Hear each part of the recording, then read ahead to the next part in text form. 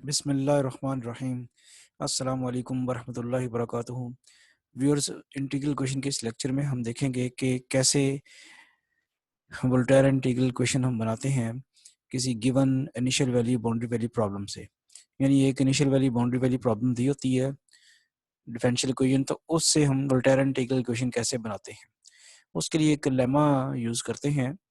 और वो लेमा जो है वो डेफिनेटली मैंने बुक में प्रूव किया हुआ है। तो इस लेक्चर में तो सिर्फ उसकी स्टेटमेंट हम डिस्कस करेंगे। प्रूफ के लिए मैं आपको रिकमेंड करता हूँ कि आप वो बुक में देख लें, मैंने बड़ी डिटेल से उसको प्रूव किया हुआ है। और फिर एक एग्जांपल सॉल्व करेंगे जिसमें लेमा अप्लाई करके initial value boundary value problem को वोल्टेयर इंटीग्रल इक्वेशन में कैसे फॉर्म करते हैं वो सीखेंगे। Integral equation book to follow, और जैसा कि आपको पहले भी इसका ब्रीफ इंट्रोडक्शन दिया जा चुका है। लेमा लेमा की स्टेटमेंट ये है कि ये आप अगर गौर से देखें तो इंटीग्रल जो है वो कितने इंटीग्रल हैं, S1 S2 Sn-1 variable, n-1 ये वेरिएबल हो गए, और nth वेरिएबल ये हो गया Sn, और ये n इंटीग्रल्स हैं। तो इनको वन बाय वन इंटीग्रेशन करनी है। इसको गौर करें कि क्या कर रहा है। पहले S1 के रिस्पेक्ट इंटीग्रेट करने के बाद आप upper limit lower limit put करेंगे तो S2 आ जाएगा, और फिर उसके रिस्पेक्ट करेंगे तो फिर S3 आ जाएगा। फिर इस तरह अल्टीमेटली अब चलते रहेंगे तो आंसर वो कहता है ये आएगा। Now you should apply this formula, और इसका प्रूफ जैसे मैंने आपको बताया कि मुकम्मल प्रूफ इसका मैंने आपको करके दे दिया हुआ है बुक में।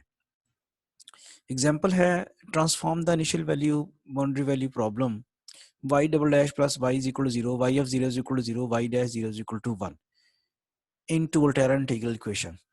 इस सेकंड ऑर्डर डिफरेंशियल इक्वेशन को वोल्टेयर इंटीग्रल इक्वेशन में कैसे ट्रांसफॉर्म करेंगे with the help of this lemma, वो आज हम डिटेल से सीखते हैं। सोल्यूशन में पहले तो आप गिवन डिफरेंशियल इक्वेशन जो है उसको इस फॉर्म में लिख सकते हैं। जो चूंकि इंटीग्रल इक्वेशन में हम एस और टी इन्वॉल्व करते होते हैं वेरिएबल्स, तो डिफरेंशियल इक्वेशन को हम variable of function of S suppose कर लेते हैं कि वाई और वाई डबल डैश जो है वो एस के फंक्शंस हैं। इसके बाद करना यह है कि replacing S by S one and integrating respect to S one from zero to S. हम इसको जीरो टू एस इसलिए कर रहे हैं कि यहाँ पे लोअर लिमिट आपको ये दी हुई है जीरो, तो कुछ और होता तो फिर वो लगाते हम। तो अब आप ये करते हैं कि replacing S by S one, इसको एस की जगह एस वन आपने किया, जहाँ जहाँ एस था वहाँ वहाँ एस वन कर दिया, और फिर आपने इंटीग्रेशन किया with respect to S one, और लोअर लिमिट आपकी जीरो, अपर लिमिट आपने एस लगाई है। इसको देखते हुए कि लेमे में आपके पास अपर लिमिट एस है। अच्छा, अब जरा इंटीग्रेशन करेंगे तो जाहिर बात है वो वाई डबल डैश की इंटीग्रेशन जब होगी तो वाई डैश रह जाएगी, और ये वाली चीज़ तो वैसे की वैसी रहेगी, zero to S Y S one D S one. यहाँ आपने उसकी वाई डबल डैश था, उसकी आपने इंटीग्रेशन की तो एक डेरिवेटिव खत्म हो गया, और अपर लिमिट और लोअर लिमिट आप अप्लाई करें तो आपके पास आ जाएगा Y dash S, S one की जगह एस डालेंगे, फिर वाई डैश एस की जगह आप जीरो पुट डालेंगे, तो अपर लिमिट पुट की है Y dash S one minus Y dash zero. Y dash zero की कुछ वैल्यू शायद दी हुई है, वो थी वन, तो वो आपने वाई डैश जीरो की वैल्यू वन लगा दी, आपके पास बन गया Y dash S minus one zero to S Y F S one D S one. अब आप एक दफ़ा फिर एस को एस टू से रिप्लेस करेंगे और इंटीग्रेशन करेंगे with respect to S two. ये याद रखें कि कब तक इंटीग्रेशन करते रहना, जब तक ये वाई के सारे डेरिवेटिव खत्म नहीं हो जाने। इस वक्त हम हमारे पास सेकंड ऑर्डर डिफरेंशियल इक्वेशन थी, वाई डबल डैश था, तो एक दफ़ा इंटीग्रेशन की है एस को एस वन से रिप्लेस करके with respect to S one. अब दूसरी दफ़ा इंटीग्रेशन कर रहे हैं एस को रिप्लेस करके एस टू से with respect to S two, और फिर अगर ट्रिपल डेरिवेटिव होता तो तीसरी दफ़ा भी करते हैं, लेकिन इस क्वेश्चन में तो सिर्फ डबल डेरिवेटिव तक करना। तो इसकी जब इंटीग्रेशन हम करेंगे तो वही बात फिर आ जाएगी। यहाँ तो आप देख ही लेना Y dash S two D S two, और वन की integration respect to S two, और इधर आपने इंटीग्रेशन कर दी, ऑलरेडी था zero to S Y F S one D S one. अब आप इसको respect to S two integrate कर रहे हैं zero to S two D S two.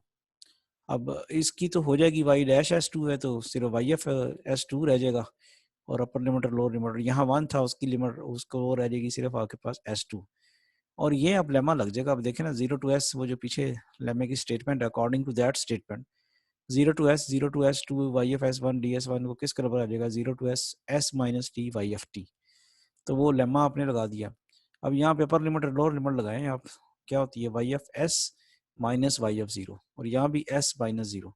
Y F zero की वैल्यू वंस अगेन दी हुई है, वो जीरो दी हुई है, तो आपने 0 लगा दी और अब आपके पास डिफरेंशियल ये जो इंटीग्रल इक्वेशन बन गई है y of s is equal to s plus 0 to s t minus s y of t dt। तो हमने जो second order boundary value problem था उसको हमने कन्वर्ट कर लिया किस में, इंटीग्रल इक्वेशन में। This is the method how we can convert the differential equation to integral equation with the help of given lemma, which is the required Volterra integral equation.